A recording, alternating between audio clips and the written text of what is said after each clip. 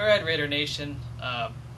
This is not really your trash talk or talking before a game video. This is discussion. Basically, I want to discuss during this bye week the state of the program.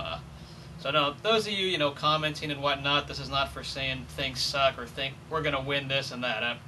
This is the discussion, really, about the team, what you think of them right now, and how the progress is looking. So right now, though, we're injured, and we really need this bye week to recover from a lot of the injuries. And it's good to end on a high momentum note with a 3-game win streak going into this bye week before we play the tough game against the Steelers. Let's not focus on games ahead of the Steelers. We should only focus on recovering. And as Stanford Route said it, just focus on the Steelers, because you got to take things one game at a time. I think we all have learned that in any sport, not just football. But going on, as I said, we're injured.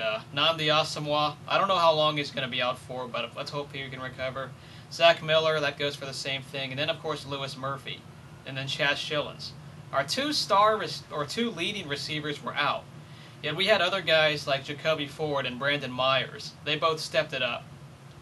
I don't really know how long the Raiders can ride these close wins with the injuries that we have and the current people who are healthy.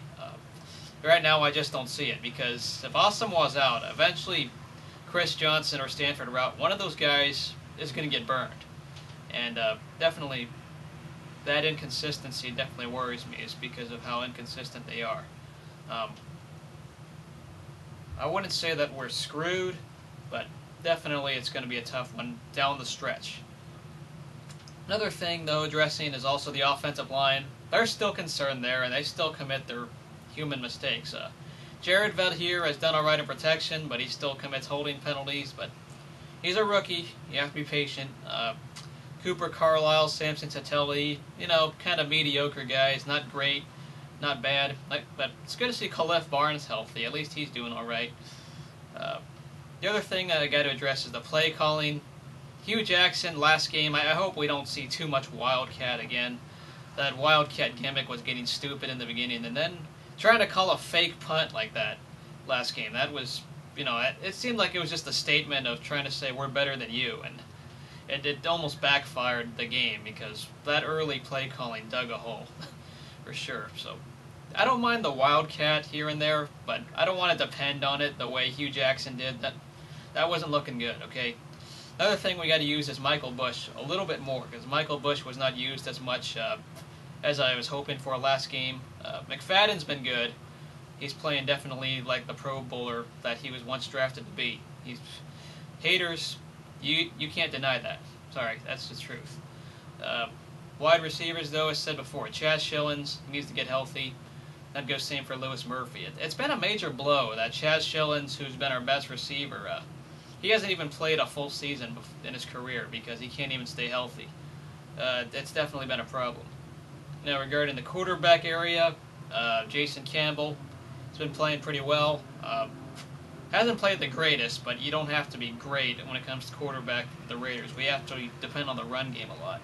You just got to come through at times. So the play calling, going back to the play calling, don't force Campbell to throw 3 straight downs, because that's something we can't do. You can throw here and there, but you can't do it every play like some of those pass-happy offenses are. Gradkowski, I'd rather see him healthy and 100% before we put him in. But as I said before, if Campbell's ineffective in the first half, I would put in Gradkowski in the second. That might be the situation, and vice versa for both quarterbacks. If one's ineffective, put the other one in. Don't put in Kyle Bowler unless they're both out and injured, and I mean badly injured. On the other side of the ball, the run defense has gotten better. You might be pointing at the stats and say we have a terrible run defense. It ranks, 26th, I think, 26th, 24th. Don't know the exact number, but if you look at the last 3 games, the run game has been ineffective for the opposing teams. Denver, Seattle, Kansas City, they were shut down. The Chiefs may have ran 100 yards, but there wasn't any explosive run, no 20-plus yard run by Jones or Charles. They had their shares of stride, but not to the extent that the Chiefs were in previous games where they ran 200 yards on opponents. So the run defense has gotten a lot better. Pass defense, it's been shaky. When Chris Johnson and Router both hit, it definitely gives me a scare how Asomugha was out. Tyvon Branch and Rolando McClain were also injured last game, so I hope they get healthy. Michael Mitchell, though, he's been playing well for a safety. Just, that one mistake he had being in coverage on Dwayne Bowe, it was the corner's fault for not going on him. Mitchell was forced to be in there out of position, and unfortunately it was a touchdown. But one thing, people are giving Jacoby Ford credit for all this win, and he deserves a lot of it. But people forget that Jeremy Ware, our 7th-round corner, saved us in the first half. Besides getting that interception, remember that he tipped the ball. That should have been a touchdown, but he came right in there and tipped it away. So Jeremy Ware should get a little bit more credit than he's getting this game. Props to him.